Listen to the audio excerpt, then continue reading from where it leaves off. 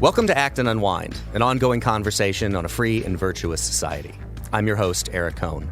I want to thank you for listening, and I want to ask that if you're listening to us on our website, that you navigate now to the show notes for this episode, where you'll find a link to subscribe directly to Act and Unwind at Apple Podcasts, Google Podcasts, Spotify, or anywhere else where fine podcast products are found. And if you like this program, please leave us a 5-star review at Apple Podcasts so as to help more people find our show. This week, we have a slightly different kind of show for you. Our regular colleague, Dan Hugger, was a year ago at the second National Conservative Convention, wrote a cover piece for an issue of Religion and Liberty about it. In about 2 weeks, we briefly discussed it at the end of an episode, but I really wanted to dive into it more. And since Dan was not at NatCon3, I wanted to bring on two people who were there to see what was to be seen and to hear what was to be heard. So to that end, we're joined today by Stephanie Slade, senior editor at Reason Magazine and a fellow in liberal studies here at the Acton Institute, and Jack Butler, submissions editor at National Review Online, a media fellow for the Institute for Human Ecology, and a 2022-2023 Robert Novak Journalism Fellow at the Fund for American Studies. And we're also joined by Dan Hugger, Acton's librarian and a research associate. So today we'll be discussing all things related to the third National Conservative Conference. So Stephanie, I'm just going to start with you and ask you, what did you see at NatCon3? Well, I've been following the NatCon movement, this new conservative nationalist movement, for years now. And all along, my question has been, what do they mean by nationalist? What is this word nationalist doing here? Because I think there are plenty of things that you can imagine nationalism meaning that are not so scary. Like if it's just being used as a synonym for patriotism, love of country and pride of country. Okay, great. And if it's mostly talking about how we need to remember the importance of the nation state, and keeping power at the level of the nation state, as opposed to sort of supra-governmental institutions, international governing institutions, trans-governmental institutions like the UN or something, then I think probably a lot of conservatives were already there, before the nationalist conservative movement came along. But so I've been trying to figure out what does nationalism mean, and I think at this conference, it really revealed itself as essentially, it's a will to power is how I phrase it. It's what is nationalist conservatism? It's conservatives who want to seize power of the federal government and use it to destroy their enemies, their ideological opponents, the woke left, and if need be, I think probably libertarians as well. So that is what it means to be a nationalist based on what I heard at this conference. Jack, you were also there at NatCon3. What did you see? So the main thing I was looking for is, as Stephanie is the distinguishing factor. What is the difference between the people who are speaking at this conference and the people on the right that they disdain or think, if not disdain, sort of think inadequate to the present moment? And I think Stephanie's right that probably one of the main distinguishing factors is a greater willingness to use government power toward aggressive ends and a kind of deprecation of especially the free market. So there's this piece that David Brog, the president of the Edinburgh Foundation, which is the primary sort of sponsoring institution for the conference, wrote before it happened, 4 myths that you should stop believing about national conservatism. And one of the 4 myths was that national conservatives are all against the free market. And Brog says in this piece something like, I've yet to meet a NatCon who doesn't revere the free market as the engine of our prosperity. Well, I don't know. I mean, he should probably have talked to some of the people at the conference, because there was at least a couple of speakers. And I should say I was not at every panel, but in some of the panels that I did attend, there was at best a kind of secondary appreciation for what markets are capable of.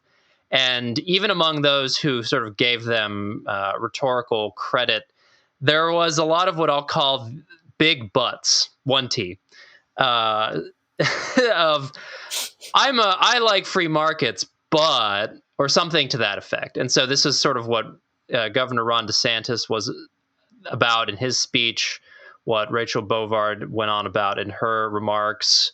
There's just a sense that the conservative appreciation for free markets has in part led conservatives to the inopportune situation in which they find themselves now. Yeah, the buts about all of it is always interesting, right? Because that kind of negates what came before it and leaves only what comes after it as the standing opinion. I wonder how much of the I believe in or I'm fond of free markets part is just affectation at this point, kind of a thing that they need to say to transition to it. But the part of it that I always find interesting is not as much the shredding of that kind of doctrine, but moving on from a general understanding that I think the right had of Hayek, of the unintended consequences of central planning, that Hayek didn't mean that it just applied to when the left does it. It would mean that it applies to when the right does it as well. There just seems to be very quickly dismissing of the idea that there could be any unintended consequences, but, we'll get the major thing that we're looking for and everything will be fine. There's a really strange, and I when Jack points out that piece, I'm struck by, at NatCon3 last year, Chris DeMuth, who also has an affiliation with the Edmund Burke Foundation, gave a speech that was essentially like you would hear anywhere else in the conservative movement, where the virtues of Adam Smith are extolled, where if he recommended Michael Novak as a model to think through the relation of markets and morality, and also went on to list the sort of accomplishments of fusionism. You then had on the other extreme Josh Hammer, who has an affiliation with the National Conservative or with the Edmund Burke Foundation, talking about this sort of analysis of power that Stephanie points to, about using politics as a way to reward friends and punish enemies, and a sort of hostility towards the liberal tradition in general. Then you had Yoram Hazony make the sort of central pitch that what he wanted was a new fusionism between what he saw as national conservatives and what he called anti-Marxist liberals. So this is a tension that I think is real within the movement. And I'm wondering, because the first National Conservative Convention was sort of a declaration of independence and break from past conservative movements. The second, especially, Yoram Hazony's talk, was about broadening that tent and explicitly including some folks who would style themselves liberals. What's the trajectory here at this latest one that you observed? Is this a new declaration of independence, a declaration that failed sort of, new fusionism under new terms and conditions? Has that track been abandoned? Well, you're absolutely right that, it depends who you ask, right? These people are not necessarily all marching in lockstep on everything that they want and how they approach the idea of classical liberalism, for example. But I think maybe it's helpful to get more concrete. So in my my piece that I wrote up about the conference at Reason.com, I tried to enumerate some of the main policies that I heard being articulated, being called for from the main stage, for example, and from the people who are associated with this organization. And it's things like they don't just want to crack down on illegal immigration, they want to stop legal immigration, right? They think immigration is a problem and it should be stopped, at least for a while. They want to implement a national industrial policy. So this is the federal government, tariffs, subsidies, regulations to try to dictate how businesses are run and who wins and who loses in the marketplace. They want to go after the endowments of left-wing universities using the taxation power of the federal government. They want to use antitrust and, if necessary, common carrier regulation to go up against big corporations that they see as treating conservatives unfairly in some way. And if you listen to Hazony, they also want to get prayer and the Bible back in our public schools. And I think that these are the kinds of concrete policies you hear them calling for at this conference. And I didn't hear much, if any, dissent against any of them. So although there are different, perspectives among the people attending, among the people speaking, there was a pretty, I think, high degree of consensus around an agenda like this that involves, again, aggressive use of government power, especially at the federal level. Yeah, I agree with that. At the sort of granular level, at the sort of, in terms of your trajectory question, I think a trajectory now is sort of, these are two sort of related things. Now the NatCons are attempting to descend into back into the raw, grubby political sphere. But to do so requires boundary setting, and this is something that no one likes to of this school likes to admit. They hate gatekeepers and all of that, but everyone gatekeeps. This is just a ridiculous notion that everyone has, that gatekeeping is bad. But one of the gatekeeping acts that was done and that differentiates NatCon2 from NatCon3, the Integralists. No more Integralists. They're gone. They're banished from the spheres of NatCon. They have their own conference coming up later in early next month, and that they had a real presence at NatCon2, not here at NatCon3. In fact, were denounced from the stage by at least one prominent speaker, and then on several panels, Kevin Roberts of the Heritage Foundation said, "Integralists, heal thyselves," sort of going on at length about how they just aren't a good fit for the political coalition that is forming.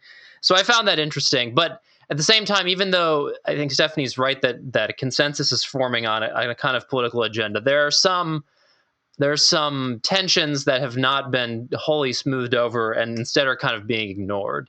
So here are two examples I can think of. I'm referring again to the Brog piece, which I find is a useful sort of benchmark for these things. One is one of these other myths that Brog says that people should stop believing about NatCons is that NatCons are all isolationists. And he says that NatCons want to sort of strengthen international alliances, and that's the way that we can escape from the morass of our Middle East failures and follies. Fine, I'm not sort of wedded to those failures and follies in any serious way. I don't really care much about them, but the way that so in this piece, Brog says identifies Ukraine and strengthening Ukraine as one of the examples of a NatCon foreign policy. Well, I'm not so sure all NatCons are really united about that. And in fact, I think that there's been, since I mentioned Kevin Roberts and Heritage, that's been a concerted change in Heritage lately. This idea that the money being sent to Ukraine is kind of a waste of U.S. taxpayer dollars. And then the other tension is over, here to refer again to one of Brog's other myths, that it's a Trumpist organization. And yeah, Trump was not there. Several other politicians were there.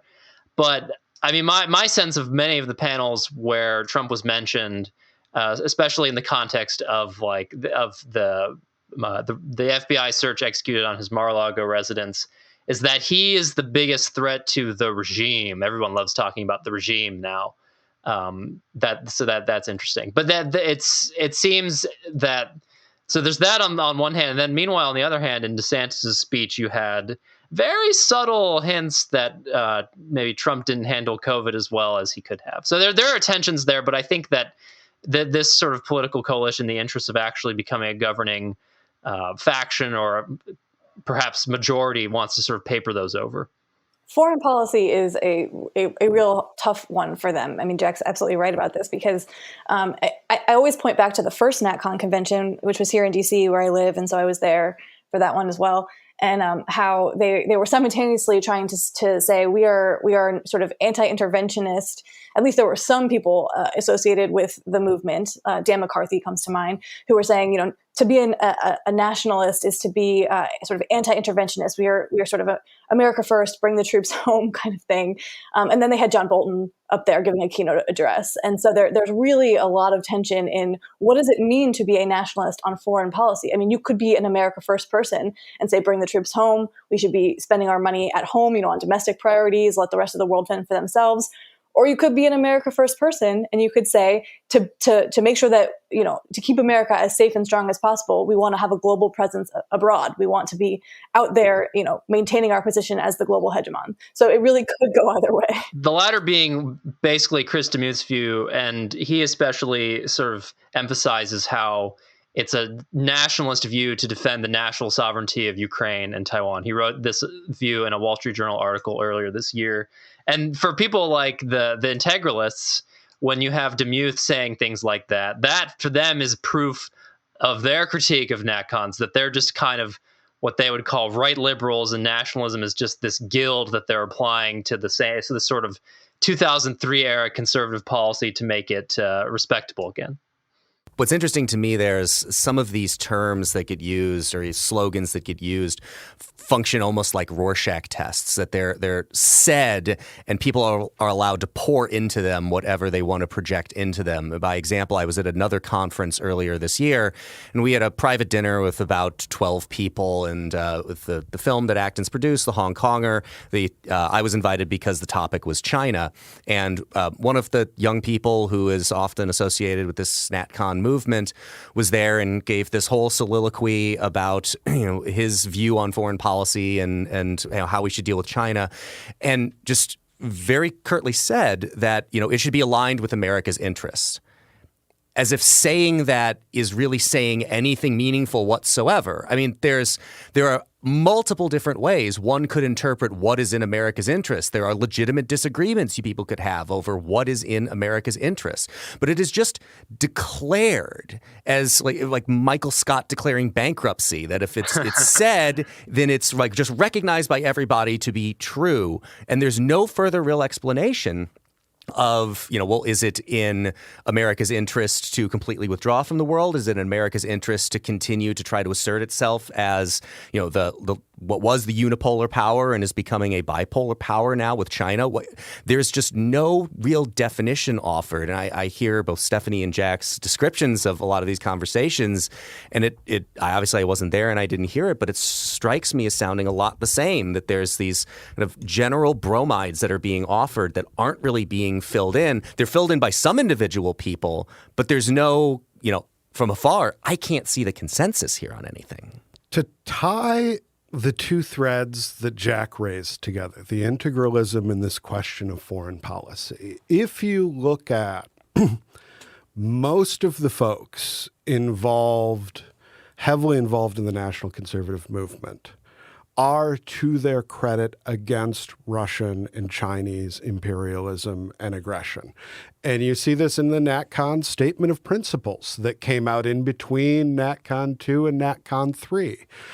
You also see this as a real source of division between the National Conservatives and the Integralists. Sohrab Ahmari, who spoke multiple times from the main stage at NatCon2, is one of these integralists who has criticized this sort of now established, at least, quasi-official national conservative position as being an example of how this is really a liberal nationalism. And when you look at some of these folks, Adrian Vermeule, Sohrab Ahmari among them, have been less than critical, often complimentary of sort of Chinese power in the world. I think that's a real fissure here. There was also a little bit of a Twitter kerfuffle about this, in which Yoram Hazony came out and said that basically invitations to these people were, or at least some of these folks, were extended to be speakers at NatCon3, and that was declined, that was a choice that they made rather than a sort of gatekeeping that, the folks who organized the conference were exercised in.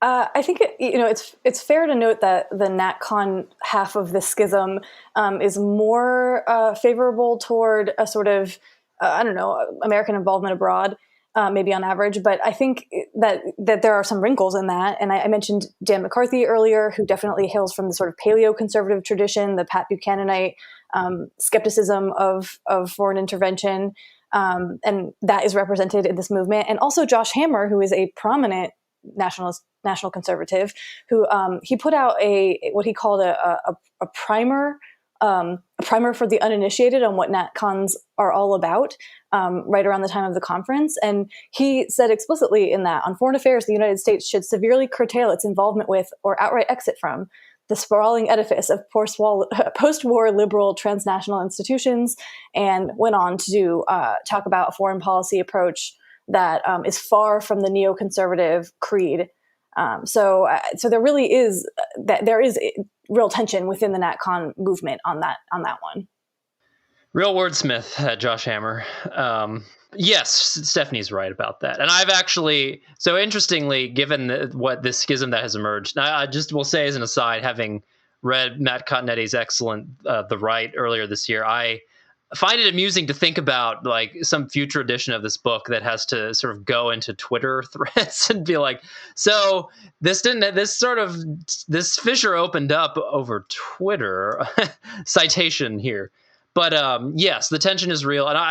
Yes, given that this fissure has now opened up, I sort of think about this article I wrote last year in the aftermath of the U.S. withdrawal from Afghanistan, when I lumped Hammer and Sohrab Ahmari together because in the immediate aftermath of this, they were basically, in my view, sounding like George McGovern types. They were basically saying, "Come home, America." They were talking about how terrible America's domestic situation was, and that was the reason why we needed to do sort of nation building at home. I think I can't remember if Hammer used that exact phrase or not, but that was certainly the gist of both of what they were saying. But now they kind of have different views on various things. So I don't know if they and when prompted, Hammer sort of outlined a foreign policy vision that was not neoconservative, but that justified American intervention and action in some instances, such as the killing of Soleimani, the Iranian dictator or Iranian general terrorist type dude. Yeah, he's the subordinate. He's not the ruler. But in the subsequent period, I would say that Sohrab Ahmari has gone more toward the like McGovernite school. I mean, just recently he was saying things about fearing nuclear war and that being a reason for the West not to act in certain ways that were basically, if you look back in the sort of conservative histories, these were things that were explicitly disavowed by like 50s, 60s conservatives. And as this is like the sort of Russia is taking advantage of the West's fears here to constrain our actions. But now they've been revived by whatever it is that Ahmari is trying to form. So I find that interesting. But that's not really, it's sort of a field from what NatCon3 was about. So I will stop digressing now.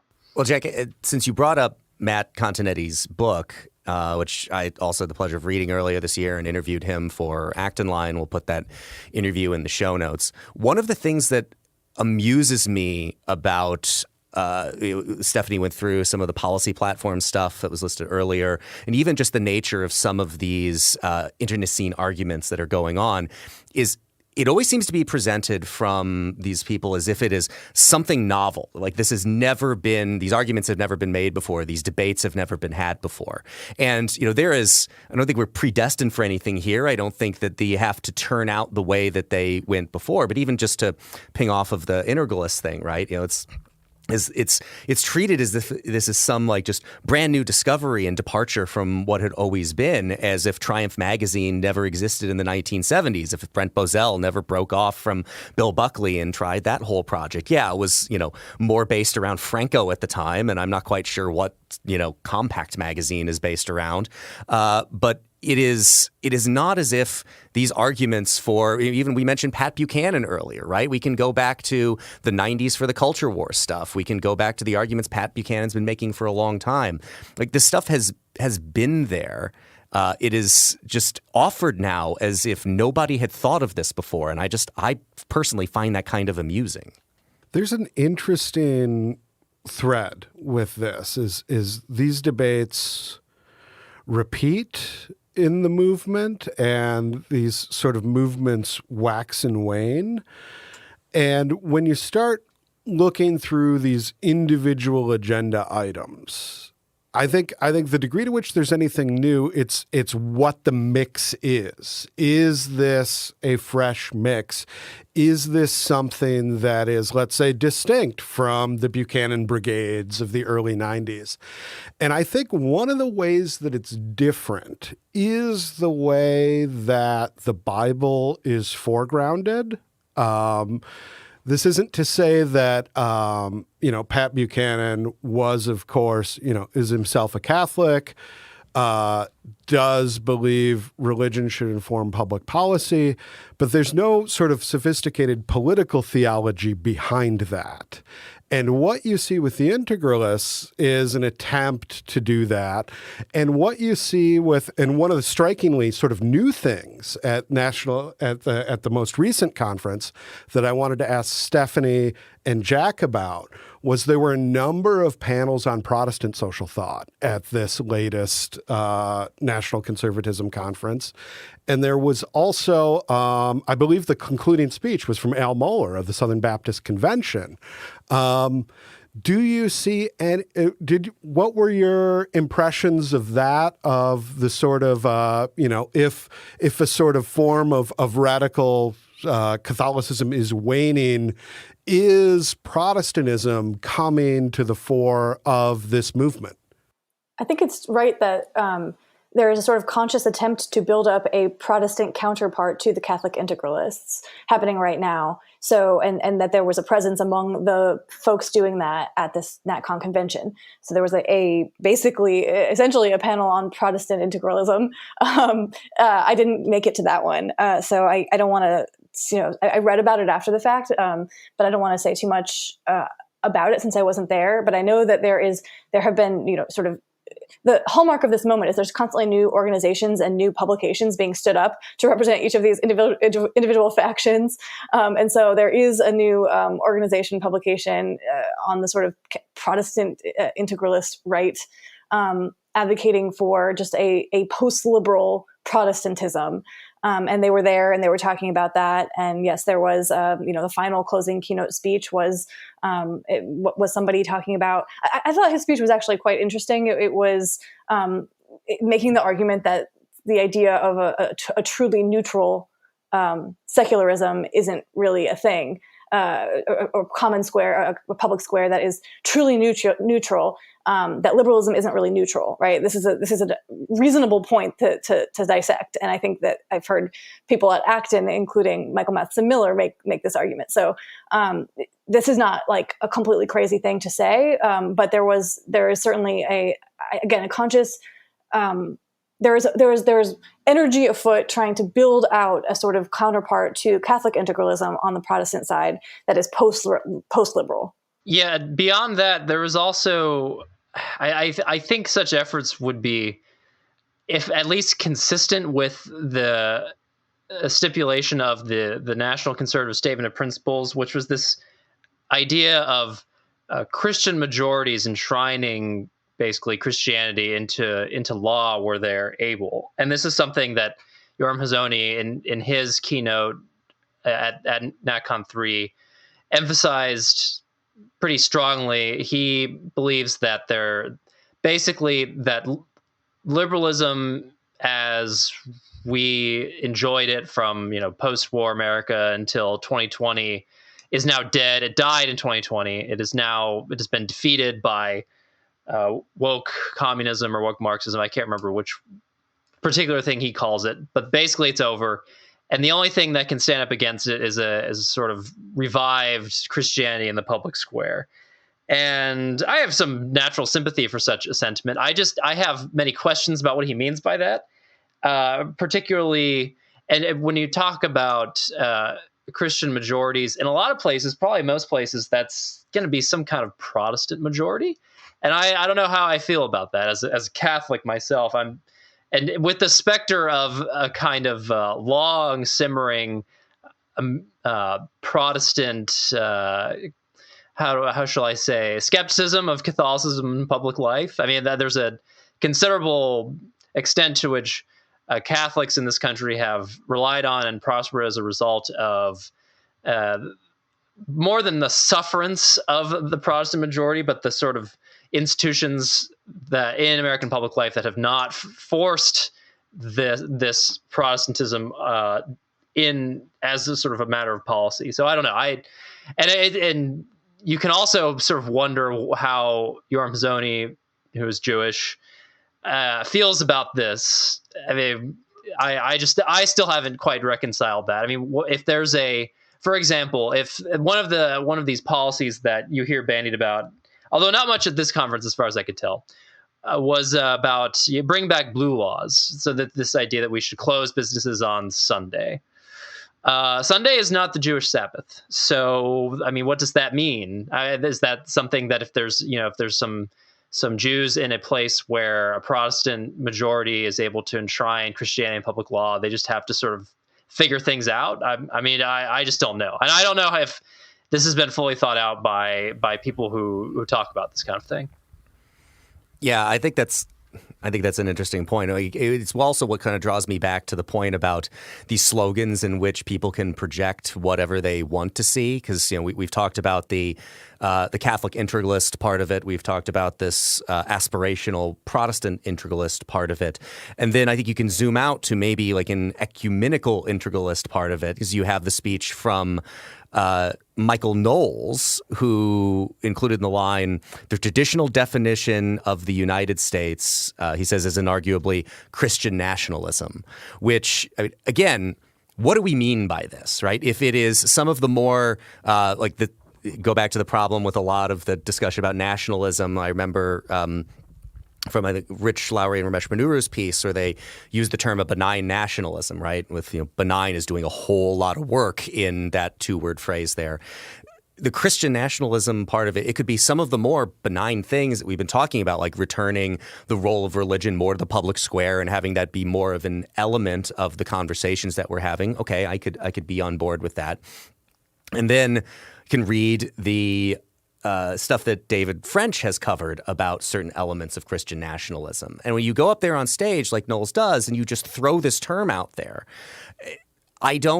people are kind of left to their own devices to determine whether it's the Mott or the Bailey part of the Christian nationalism argument that we're supposed to seriously engage with. Yeah, I think he was trolling us a little bit with that one, to be honest. Michael Knowles trolling? Well, yeah, I mean, that's actually a good point, too, which is how much of who are the people who are up there really seriously offering what their perspective is, and who are the people who are up there doing performative stuff like this? And when you have a conference curated that combines those people, and I get the argument that you have some people who are entertainers and some people who are intellectuals and all of that, but it muddies all of this to a great extent where it's like, yeah, Michael Knowles is probably trolling, but who are we supposed to take seriously and who are we not supposed to take seriously? So there are more sophisticated and less sophisticated versions of this argument.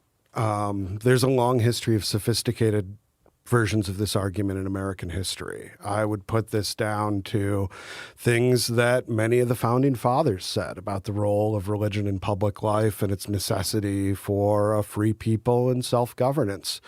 I would put, you have figures such as Frederick Douglass and Abraham Lincoln making arguments about national covenants in favor of abolition. You have a history of a sort of religious understanding of the struggle for democracy in the First World War.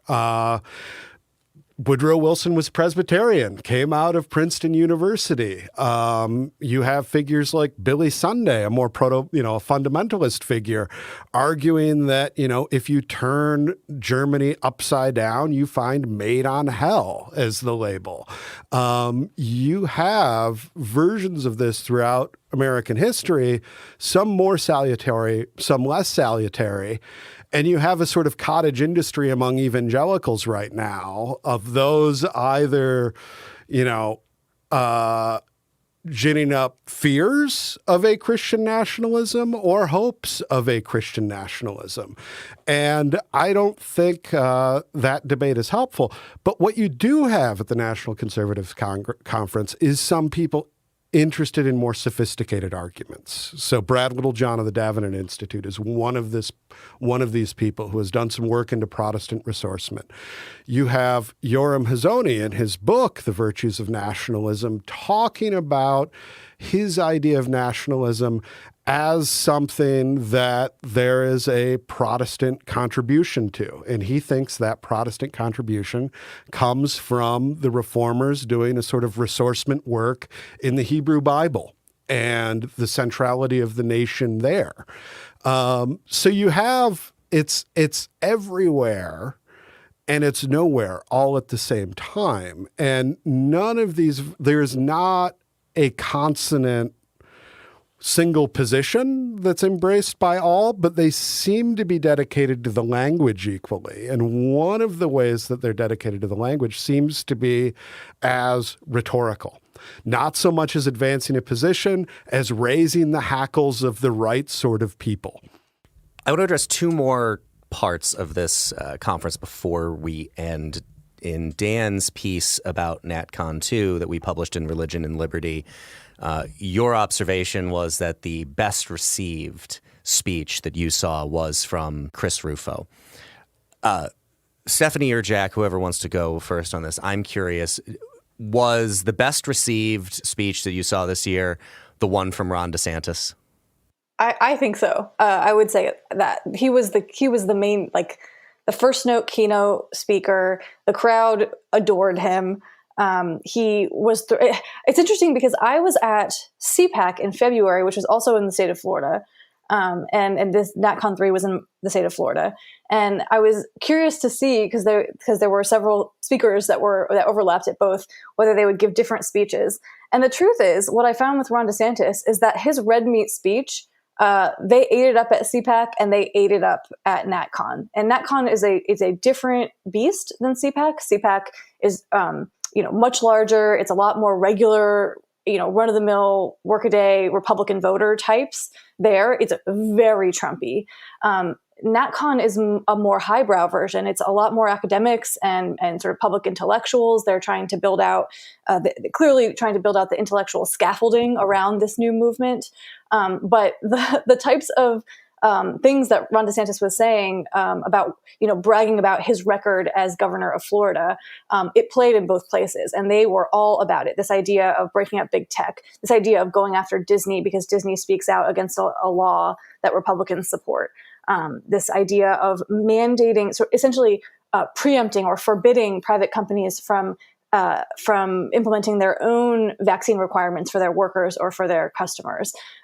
So essentially using the power at the state level to preempt private businesses running their businesses the way they want to run them. This stuff played in both places. The NatCon crowd loved it. They had no objections to it, whereas I, as a sort of coming at it as a truly free market, small libertarian, have many objections to the types of things I was hearing from him.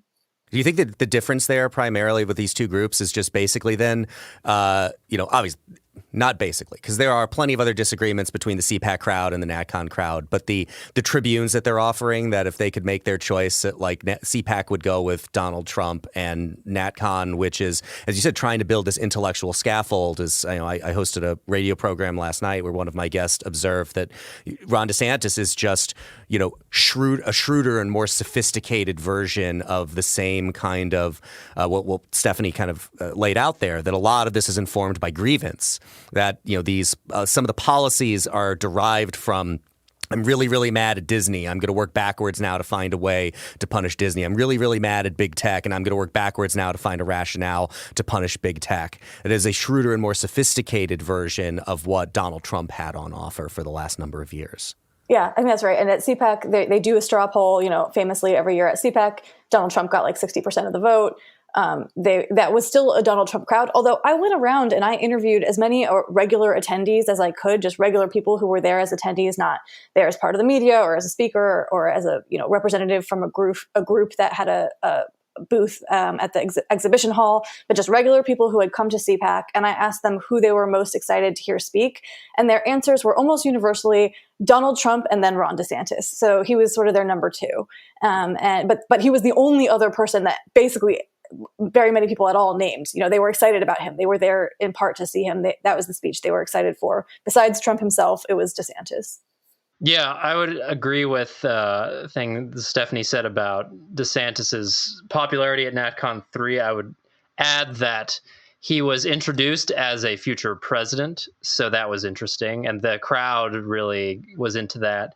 And that I think, even though the DeSantis speech was similar over NatCon3 and CPAC, I think DeSantis seemed to have a sense of the crowd he was in at NatCon And for example, his fellow Floridian Rick Scott, senator, spoke also at NatCon3, and I don't think he really understood where he was, to whom he was speaking. I mean, he still got applause lines and all of that, but his speech was less tailored to the kind of crowd that was at NatCon3 than DeSantis's was. So I don't, whether DeSantis is actually one of, like, is himself a NatCon or thinks that he needs to appeal to them, I am not sure.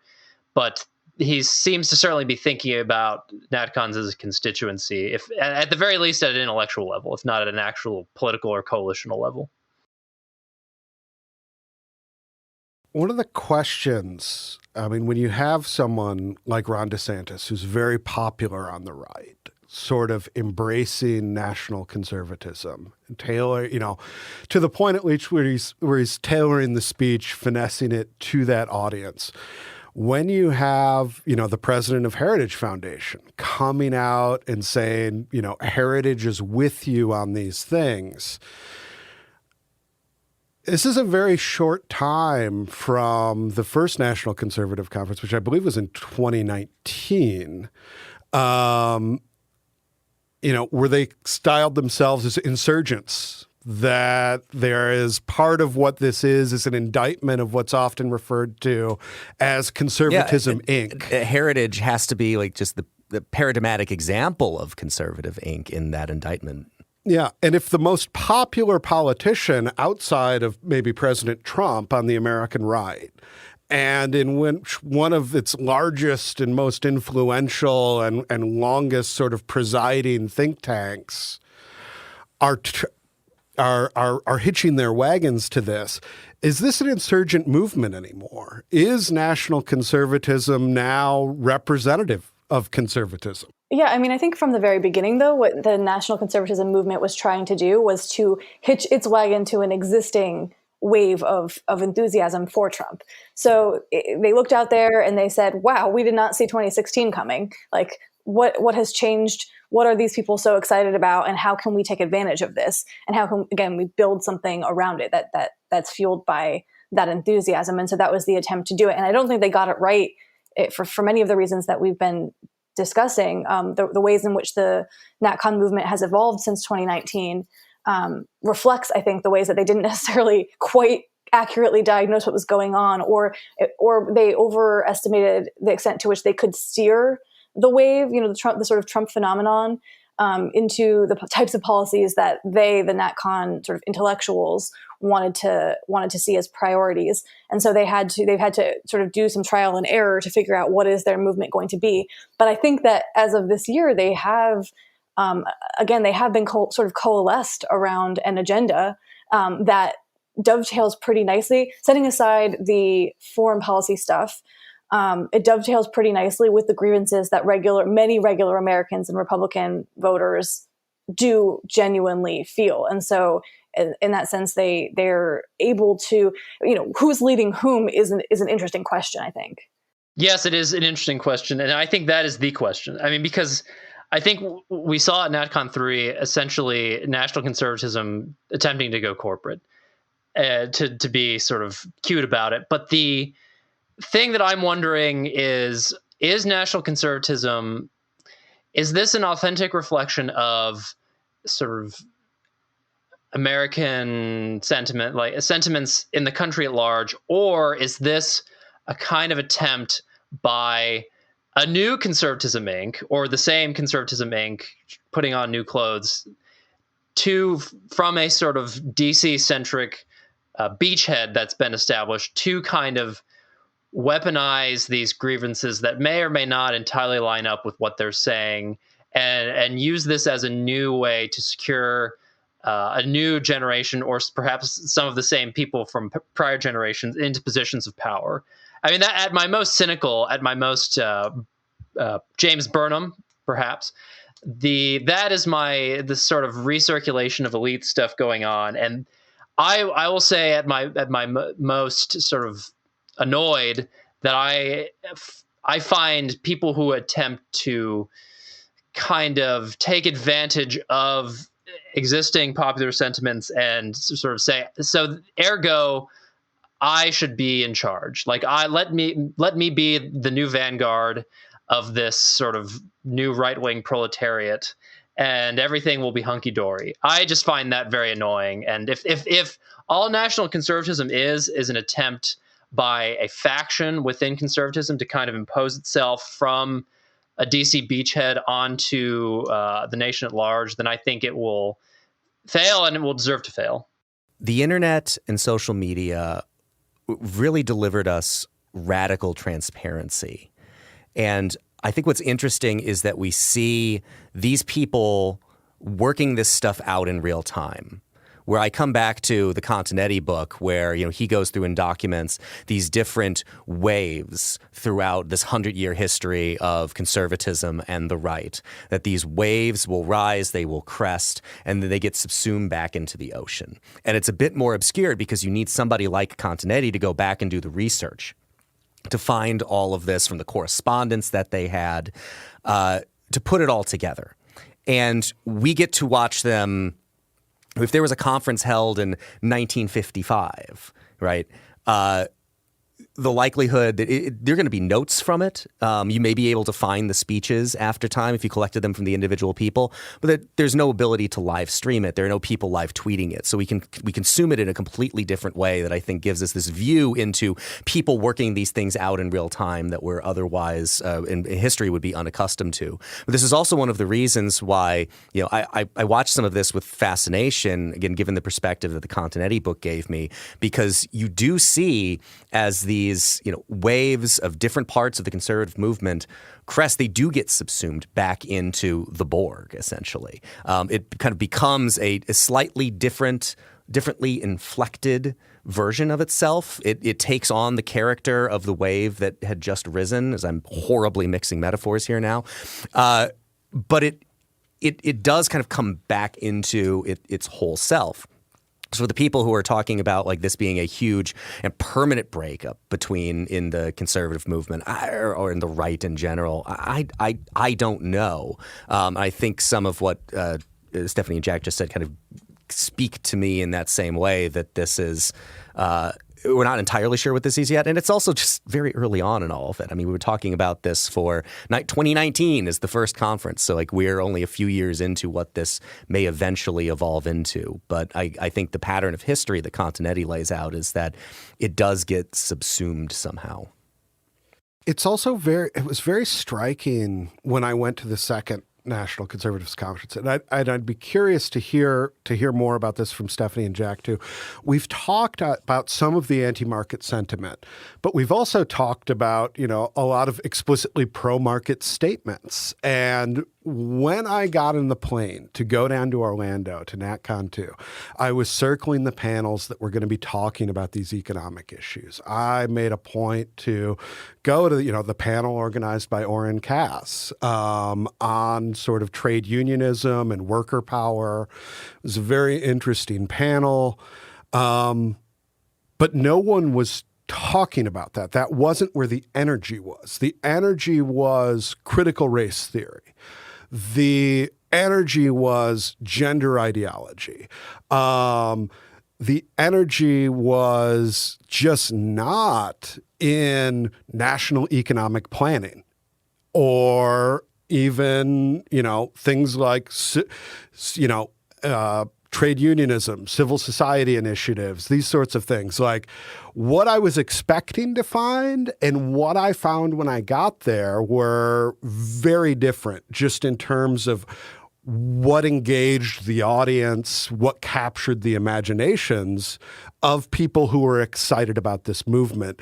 What did the both of you see in that regard? I think that's so important. That's such a crucial observation. I mean, Oren Cass, who is this sort of prototypical, he's an early champion of essentially nationalist economic policy, and he launched a whole new organization in American Compass to put out white papers and proposals about how to actually get there to industrial policy, for example. And he was part of one of the evening keynote entertainments in the first NatCon in 2019, a debate between him and Richard Reinsch over whether we should have an industrial policy, a national industrial policy. And he was arguing the pro side, and the pro side won. But it was very wonky. I mean, the stuff that he does is very, very wonky. It's policy oriented. It's nitty gritty. It's serious. And he was just not, that was just not a presence at all at NatCon3. So it has been overtaken by, people will pay lip service. They'll say we favor a national industrial policy, but they spend their time talking about we need to break up big tech because big tech is discriminating against conservatives, right? That's where the energy is. And so it still is, I would say, for me, from my perspective, I'm categorizing this as economically illiberal, both national industrial policy where you have top-down central planning done by technocrats, and strongman wielding government power to destroy, to attack and destroy his political enemies. That's still economically illiberal, and so they're still rejecting sort of classical liberal free market economic type stuff. But it's a really different vibe nowadays than it once was, I think. Yeah, the closest I think that NatCon3 came to having something like that was a panel that I did not attend on the American system. And basically this represents, so what Eric was saying about these things that are constantly being reemphasized and rising and falling. I think what is happening in this specific dimension of national conservatism, there's an attempt to resurrect this perceived tradition of the kind of tariff dwelling, infant industry protecting economic policy, the Hamilton, Clay, Lincoln strain. And there's a lot of, I mean, you can go back and sort of cherry pick these things, but you can also sort of dispute them. But I think that this is an attempt to kind of make that seem American, whereas the perception among national conservatives is that basically the free marketeers won out and made the free market the most American thing. I mean, that sort of dovetails with this thing I hear all the time about how, libertarians control DC. Stephanie, I don't think you control DC. Last I checked, but that'll go to. We keep waiting. Right. That I'll just go to one more related thing, which is that the grand sort of shift in emphasis that Hazony in particular, and I guess NatCons to varying degrees are doing, is for conservatism to be shifted away from this kind of explicitly Enlightenment-driven Thomas Jefferson Declaration America, and toward this Anglo-American Constitution-driven tradition. That was one of the essences of the National Conservative Statement of Principles. And that was one of the primary criticisms that, among others, David Tucker of the Ashbrook Center made of the whole proceeding, is that if this is the direction that national conservatism is going in, and this is what Hazony at the very least seems explicit about, that the Declaration is kind of this aberration, that Jeffersonianism is this errant part of our tradition, then that is a real danger, because that is losing something that is an essential part of America. Like, I don't think you'd find any NatCon who would really disdain the presidency of Abraham Lincoln. But if that's true, then Abraham Lincoln, big fan of the Declaration of Independence, read his speeches and his writings. So that can be a concern, especially if you get national conservatism to this point where it lacks a kind of propositionalism. And then again, this is something like a constant tension in American political life, propositional nation or popular nation, like which is it? But I don't think you can win the argument by just saying, like, we're not a propositional nation at all. So that's that. So, but if that's what the game is, then I think that's a dubious one, as David Tucker argued. Quite sadly, as we've now also pointed out, that DC is still waiting for that libertarian prince who was promised. So we'll just have to keep waiting for that. In the couple minutes we have left, I want to close it here. Stephanie, you had the cover piece in the October 2022 issue of Reason Magazine that I see sitting over top of a lot of this conversation. headline and the web version of it, and we'll put in the show notes, is both left and right are converging on authoritarianism. I'm wondering if you could briefly lay out your argument in there. Again, we'll put it in the show notes for everyone to read. Lay it out, generally what your argument is and how you think it applies to the conversation we've been having today. Yeah, thank you for the chance. I think everywhere I go when I'm reporting on American politics, I hear from regular people that there's something broken in our politics, right? Something feels wrong in our politics. Something has gone wrong. But when we talk about what it is that has gone wrong, usually we use the word polarization, which implies that the two sides are moving further and further apart from each other. And when I look out at our political landscape and I think about what's actually broken there, I think it's not that the two sides are moving further apart. I think it's that they're getting closer together in the sense that you have these very powerful voices and activist and elite movements on the far left and the far right who have rejected classical liberalism. The idea of essentially we need to be able to coexist in one country with people who don't share our values without trying to use the coercive power of the state to destroy them or to coerce them into living according to our values. That there needs to be a high degree of coexistence, of tolerance for people that we don't agree with, that these two sides are both rejecting that. And so there is a just increasingly and ratcheting up an increasing tendency to reach for the power of the state in order to coerce people who don't agree with us. And this goes across a bunch of domains on economic policy. Left and right are starting to sound alike. When it comes to commitment to free speech and to religious liberty, we're seeing people on the left and the right sort of rejecting this long-standing historic American commitment to the idea that we believe that you have the right to speak even if we don't like what you say, and we believe that you have the right to live according to your deeply held convictions, especially your religious convictions, even if we don't share them. That this is falling out of favor on both the left and the right. Meanwhile, the rhetoric that they're using to talk about the threat posed by the other side is getting amped up and up and up. And so every election has existential stakes. And this is no longer just a matter of who's going to be in the White House for 4 years, but rather they will destroy us if we don't beat them. And so anything goes to win. So this is a thing I'm seeing happening on both sides. It's not, and I think there's a story to be told that maybe it started on one side and the other side is now responding. I'm not necessarily arguing that it's exactly equivalent on both sides. I wouldn't say that, in fact, but I think it is happening on both sides. And that in that sense, they're starting to resemble each other rather than what you might think if you just were hearing the word polarization, which is that they're moving. If you hear polarization, you think, okay, the left is turning towards socialism. We now have literal democratic socialists in Congress on the Democratic Party. So you would think that the right would move towards free markets. That is the opposite of what we're seeing happen. Right. And if there was any sort of, we haven't talked that much about the left on this podcast, understandably, but if there was any kind of motivating sentiment throughout all of NatCon3, it was basically that the reason that we need to step it up basically on the right is that the left is this bad. And we need to all figure out, we need to understand what time it is, to quote wordsmith Josh Hammer again. And I think if there are sort of NatCon skeptical conservatives out there still, and I think there are, then we will need to articulate a persuasive and sufficient response to this idea that can manage to get us out of this death spiral of illiberalism that Stephanie writes about in that piece. Thomas Jefferson is open for equal opportunity cancellation these days for both his participation in human bondage and his advocacy for liberty. Amazing. Let's call it a wrap there. Thank you for listening to Act and Unwind. If you're listening to this podcast on our website, please look in the show notes for a link where you can subscribe directly to Act and Unwind, or just search Act and Unwind on your favorite podcast app.